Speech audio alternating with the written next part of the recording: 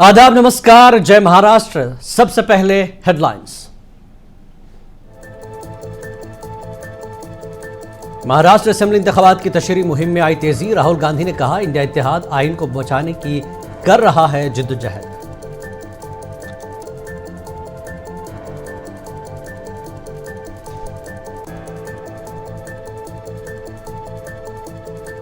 प्रियंका गांधी ने शिरडी में चलाई इंतखाबी मुहिम। प्रियंका ने पीएम मोदी और अमित शाह को जात पात की मर्दमशुमारी कराने का किया चैलेंज।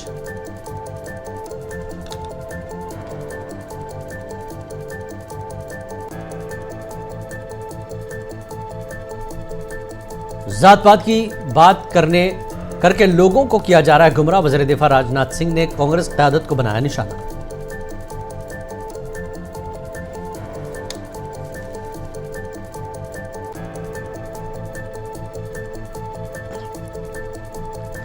शिवसेना लीडर संजय राउत ने बीजेपी पर तफरीक की सियासत का लगाया इल्जाम।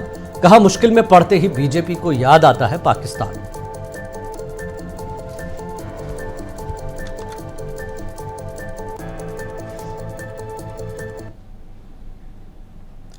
और खबरें तफसील से। लोकसभा में कांग्रेस के कायद अपोजिशन व कांग्रेस लीडर राहुल गांधी ने अमरावती में इंतखाबी तशहीर मुहिम में हिस्सा लिया।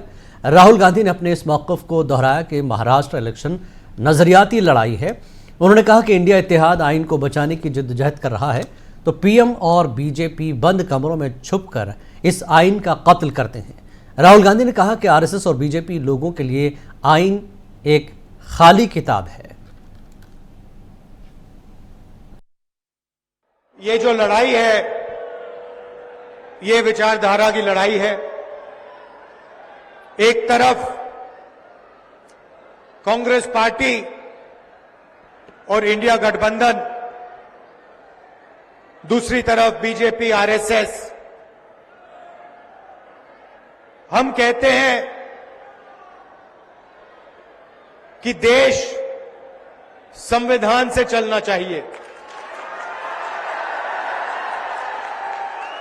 और प्रधानमंत्री कहते हैं कि ये खोखली किताब है, इसमें कुछ नहीं लिखा है। ये देखिए,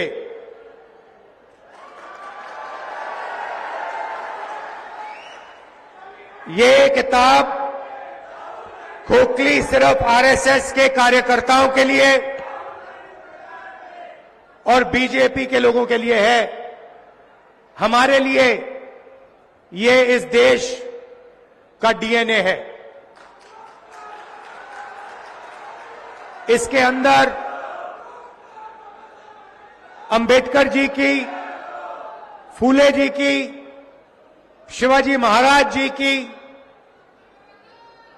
बुद्ध भगवान की, नारायण गुरु, बसवना, महात्मा गांधी, इन सब की सोच हमारे लिए इस किताब में है।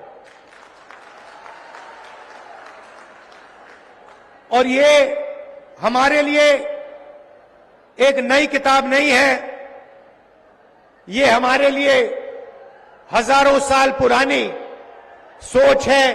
और जो इसमें लिखा है उसी के लिए हजारों साल से हिंदुस्तान में लोग लड़ रहे हैं, मर रहे हैं।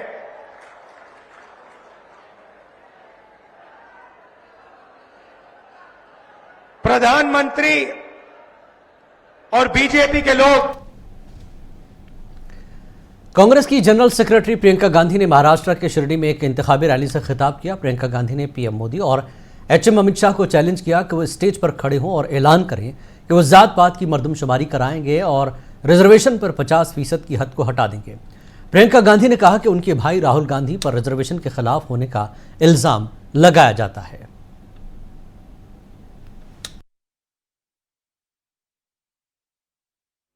मेरी चुनौती भी सुन लीजिए कि जिस तरह से आप चुनौती देते रहते हैं, मैं चुनौती देती हूं मोदी जी को, अमित शाह जी को।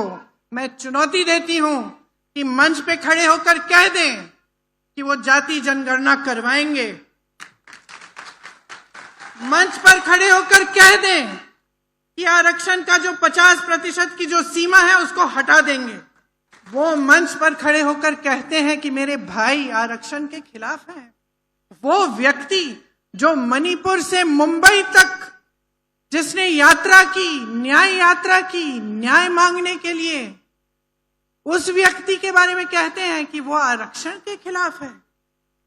झूठ बोलते हैं, सरासर झूठ, आपके मंचों पर खड़े होकर ये जानते हुए कि इस इंसान ने कन्याकुमारी से कश्मीर तक पैदल यात्रा की है, न्याय मांगी है, जाति जनगणना की बात की है, इसलिए करते हैं क्योंकि डर गए। उन्होंने देखा कि ये व्यक्ति कन्याकुमारी से कश्मीर 4000 किलोमीटर चल पड़ा और मणिपुर से मुंबई चल पड़ा और इसने न्याय मांगा। और इस व्यक्ति ने कहा कि जाति जनगणना होनी चाहिए, हमें मालूम होना चाहिए कि कौन किसकी कितनी संख्या है, क्योंकि जब तक हम जानेंगे नहीं ठीक तरह से तो तब तक सही आरक्षण कैसे देंगे। ये जानते हुए पूरी जनता के सामने ये झूठ बोलते हैं। ये महाराष्ट्र की जनता का अपमान है, ये आपका अपमान है। मेरी चुनौती भी सुन लीजिए। वज़ीर दिफा राजनाथ सिंह ने मुंबई में एक रैली से खिताब करते हुए जात पात पर मबनी मर्दमशुमारी के कांग्रेस के मुतालबे पर अपना रद्दमल जाहिर किया। राजनाथ सिंह ने कहा कि जात पात की बात करके लोगों को अंधेरे में रखा जा रहा है।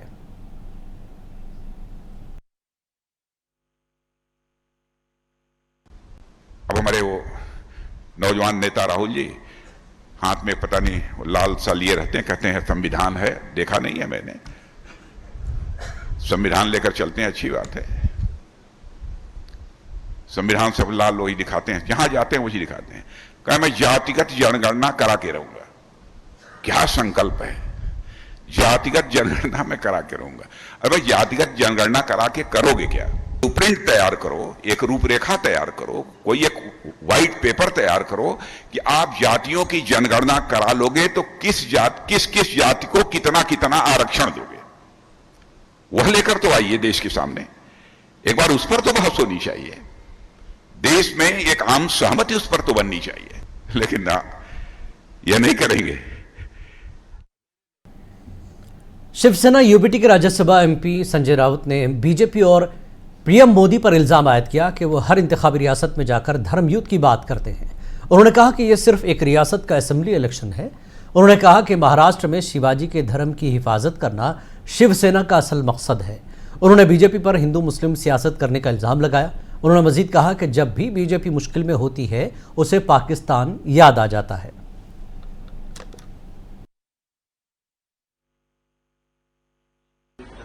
कौन सा धर्म युद्ध है? ये एक राज्य का चुनाव है। ये झारखंड में जाकर भी धर्म युद्ध की बात करते हैं, हरियाणा में जाकर धर्म युद्ध की बात करते हैं।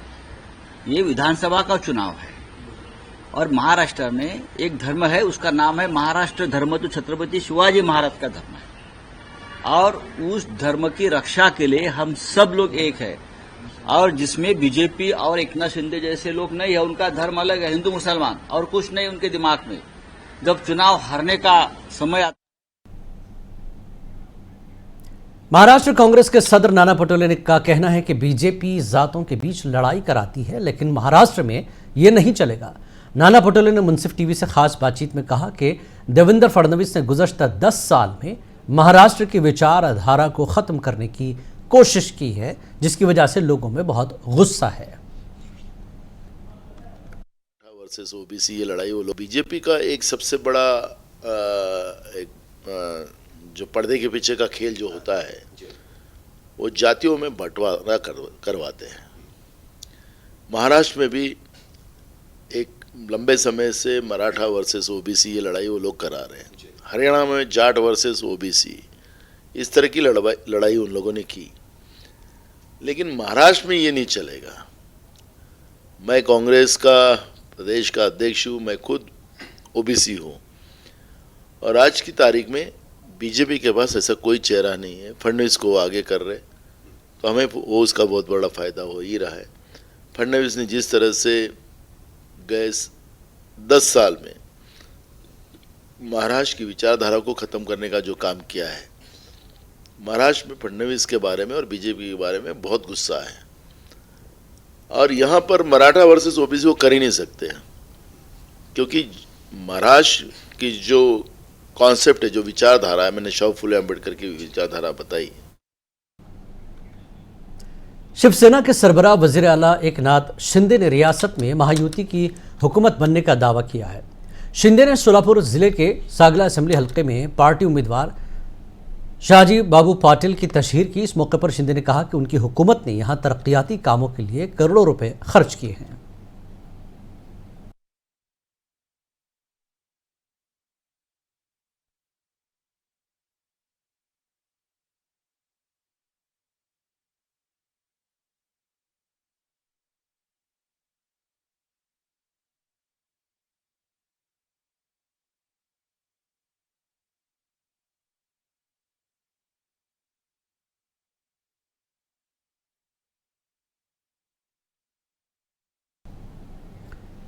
फस्ताई ताकतों को इख्तिदार में आने से रोकने के लिए मुमताज़ आलिम-ए-दीन मौलाना खलील उर रहमान सज्जाद नोमानी ने असम्बली इंतखाबात में मुसलमानों की रहनुमाई के लिए रियासती सतह पर अहम उम्मीदवारों की फहरिस्त जारी की है।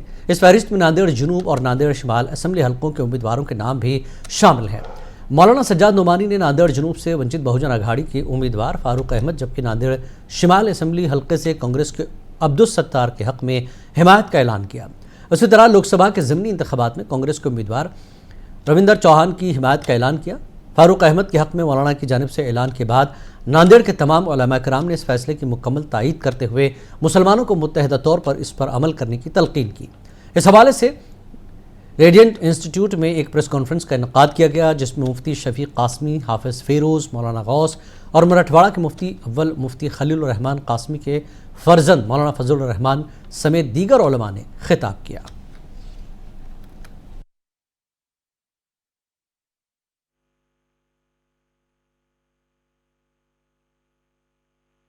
तमाम उलमाए कराम अपनी अपनी राय दी और मुख्तलिफ राय आई। आने के बाद इस बात पर सब मुत्तफ़िक़ हुए कि 13 तारीख़ को 6 बजे हज़रत मौलाना सज्जाद नोमानी दामद बरकातुहुम, जो तकरीबन 1 साल से या 6 महीने से ज़ायद वो नांदेड़ का नहीं बल्कि पूरे महाराष्ट्र का बल्कि पूरे हिंदुस्तान का दौरा कर रहे थे और वो सर्च कर रहे थे कि कहाँ पर किसको बहुमत है और किसकी तायद में लोग हैं, इसका डाटा उनके पास था। मुख्तलिफ तंजीमों से उन्होंने मशवरा करने के बाद में एक फहरिस्त जारी करने वाले थे 6। और इस सिलसिले में मजीद जानकारी के लिए बात करते हैं हमारे नुमाइंदे ज़मीर अहमद इस वक्त हमारे साथ फोन लाइन पर मौजूद है। ज़मीर, जिस तरह से ये पूरा मामला हो, उलमा जो है एकजुट होकर उम्मीदवारों की तायीद कर रहे हैं, क्या कुछ इसको लेकर आवाम में रद्दमल सामने आया है? मिला जुला रद्दमल है। जहाँ पर मुस्लिम कम्युनिटी की बात है तो कहीं ना कहीं उलमा की बात मान के ये एक आम तस्वुर है। लोग उलमा से ये ख्वाहिश या तवक्को रखते हैं कि वो जिस तरह दीनी मामलात में रहनुमाई करते हैं उसी तरह सियासी मामलों में भी रहनुमाई करे।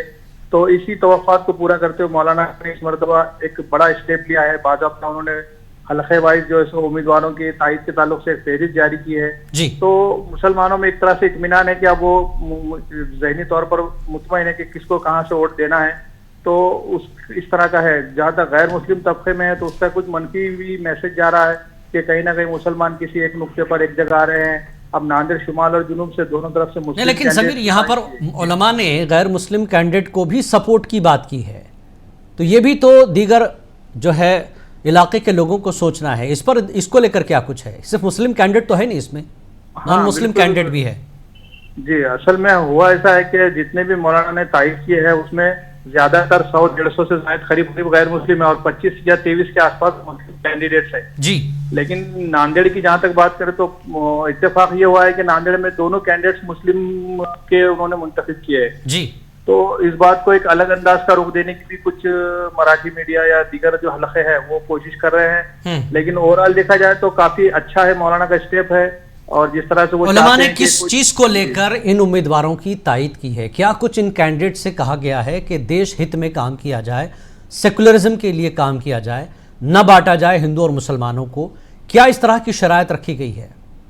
जी, मौलाना ने बाज़ाब्ता इस ताल्लुक से एक गाइडलाइंस उनके जारी किया है कि मुंतखब होने के बाद वो किन उमूर पर काम करेंगे, किस तरह से कौमी यकजहती और मिली इत्तेहाद के ताल्लुक से काम करेंगे, मुसलमानों के इश्यूज पर वो तवज्जो देंगे और मुसलमानों पे होने वाली नाइंसाफियों को खत्म करेंगे और मुल्क में अमन पसंद और पीसफुल हुकूमत बनाने के ताल्लुक से काम करेंगे।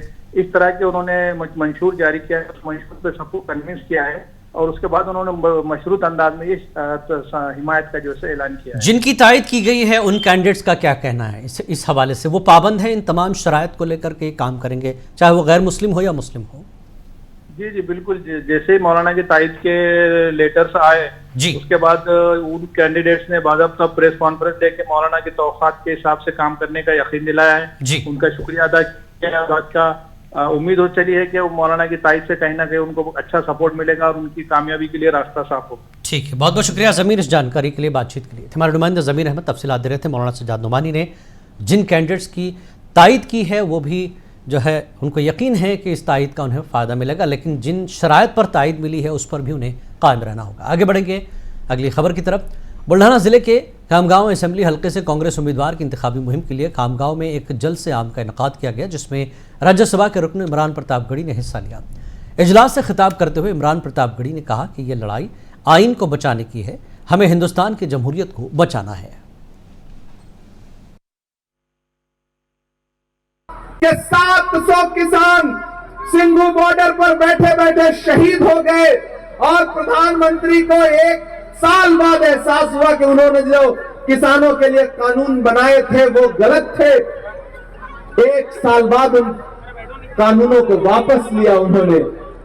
इसलिए मैं आप सबसे अपील करता हूं साथियों कि मैं पिछली 12-13 रातों से मुसलसल चुनाव प्रचार में हूं, सोया नहीं हूं, लगातार भाग दौड़ कर रहा हूं, क्योंकि ये लड़ाई बहुत बड़ी है। ये लड़ाई डॉक्टर बाबा साहब अम्बेडकर के संविधान को बचाने की लड़ाई है। ये लड़ाई भारत के लोकतंत्र को बचाने की लड़ाई है। एक वादा खामगांव वालों आपसे करता हूं कि आप राणा जी को एमएलए बना करके, आमदार बना करके असेंबली पहुंचा दीजिए। एक आमदार जिताइए, एक खासदार साथ में फ्री पाइए। इससे अच्छा ऑफर कुछ हो सकता है? और यह भी वादा करता हूं कि आने वाले दिनों में ये अपनी सरकार से लड़ करके खामगांव के डेवलपमेंट के लिए काम करेंगे। मरकजी वजीर अश्विनी वैष्णव ने मुंबई में मीडिया से बात करते हुए कहा कि महाराष्ट्र एक बहुत अहम और बड़ी रियासत है। रियासत के लिए कई रेलवे प्रोजेक्ट्स पर काम हो रहा है। मरकजी हुकूमत ने महाराष्ट्र के लिए रेलवे और मेट्रो के कई प्रोजेक्टों को मंजूरी दी है। आप सब जानते हैं कि महाराष्ट्र एक बहुत महत्वपूर्ण, बहुत बड़ा प्रदेश है। देश का फाइनेंशियल कैपिटल है, डीप कल्चरल रूट्स है, बहुत इतिहास में बड़ा महाराष्ट्र का योगदान रहा है।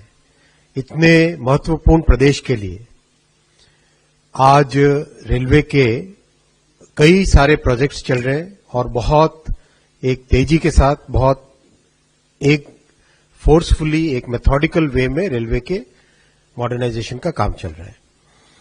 टोटल महाराष्ट्र में टोटल रेलवे का इन्वेस्टमेंट है आज 1,64,605 करोड़, 1,64,000।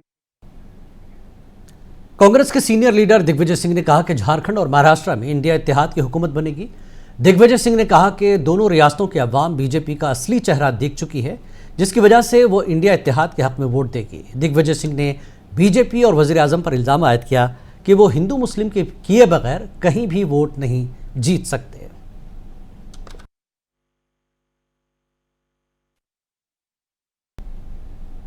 राजस्थान के वज़ीर आला ने मुंबई में महायुति उम्मीदवारों के हक में इंतखाबी मुहिम चलाई। भजन लाल शर्मा ने कहा कि लोगों को यकीन है कि सिर्फ पीएम मोदी ही मुल्क की तरक्की कर सकते हैं। उन्होंने दावा किया कि महायुति हुकूमत भारी अक्सरियत के साथ बनेगी।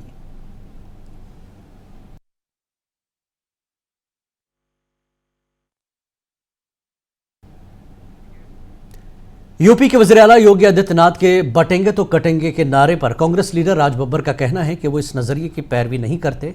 हम जानते हैं कि उत्तर प्रदेश की सकाफत क्या है और महाराष्ट्र की रिवायत क्या है।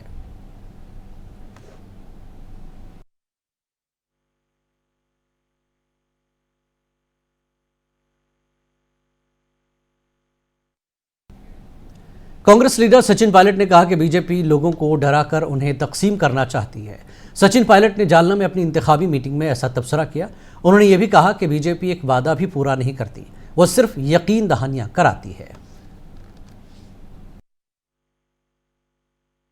चुनाव के बीच में उत्तर प्रदेश के मुख्यमंत्री महाराष्ट्र में आते हैं तो क्या बोलते हैं, बटोगे तो कटोगे।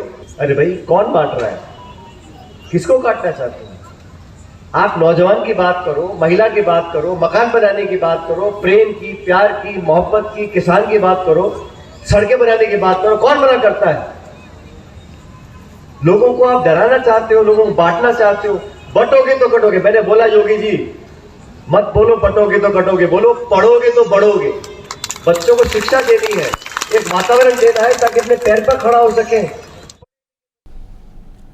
बुल्ढाना जिले के सिंधखेड़ा जा असेंबली हलके से एनसीपी शरद पवार के उम्मीदवार डॉक्टर राजेंद्र सिंघा ने उन्होंने इंतखाबी मुहिम के दौरान अपनी कामयाबी का दावा किया। इस दौरान उन्होंने एक मुतनाज़ा बयान भी दिया, जिसको लेकर हलके के लोगों में नाराजगी पाई जा रही है।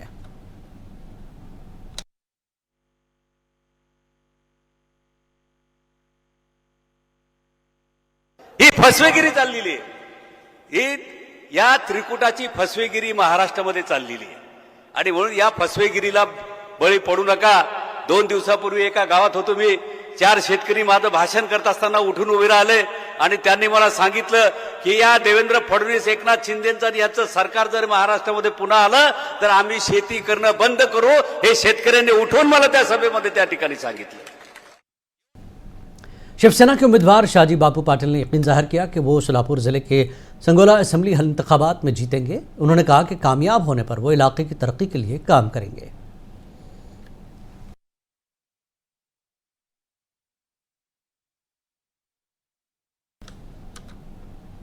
और आखिर में हेडलाइंस।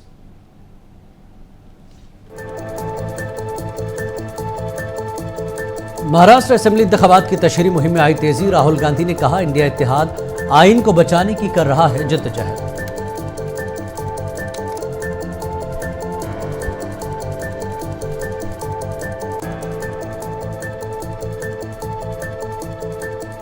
प्रियंका गांधी ने शिरडी में चलाई इंतखाबी मुहिम। प्रियंका ने पीएम मोदी और अमित शाह को जात-पात की मर्दमशुमारी कराने का किया चैलेंज।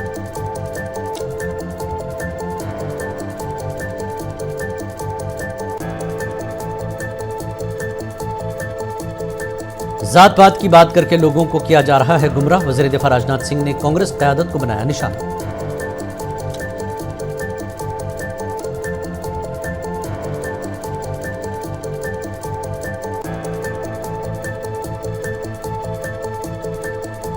शिवसेना लीडर संजय राउत ने बीजेपी पर तफरीक की सियासत का लगाया इल्जाम। कहा, मुश्किल में पड़ते ही बीजेपी को याद आता है पाकिस्तान।